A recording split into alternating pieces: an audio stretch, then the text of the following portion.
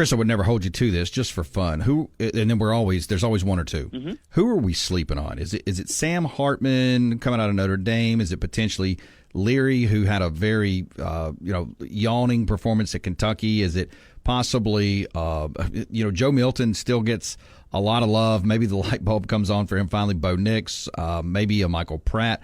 Who are we kind of sleeping on here? One or two guys. Well, I think that Michael Penix has a chance to be special. So that's someone that would be a player that maybe people if I told you, and I'm not saying this is the case, if I told you he was the best quarterback out of this draft when we look back in 3 years from now, that wouldn't surprise me. Now, it doesn't. I don't expect him to go that high. I don't think he moves quite as well. But his ability, his natural instincts to get the ball to spots, I think he's still more of a pocket guy. But that's someone that I think people don't realize just how good he is. I think he's not good. I think he's great. So he would be somebody that I would say that maybe people are sleeping on to some degree, because I think people know who he is.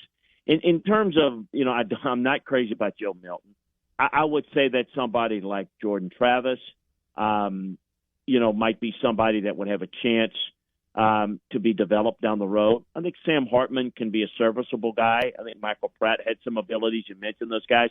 I would also say that in the right system, I think Bo Nix would be a guy that in most drafts would be given a lot more play. I think he's got the right type of pedigree and the work ethic to be developed. You put him with a guy like a Sean Payton, you could have something special. So I would say the two former Pac-12 guys, Bo Nix and Michael Penix, that are guys that you know of.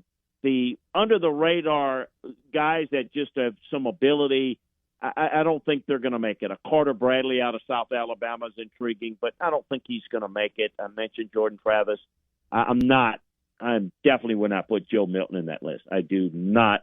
Guys that are that inaccurate will never make it. I wouldn't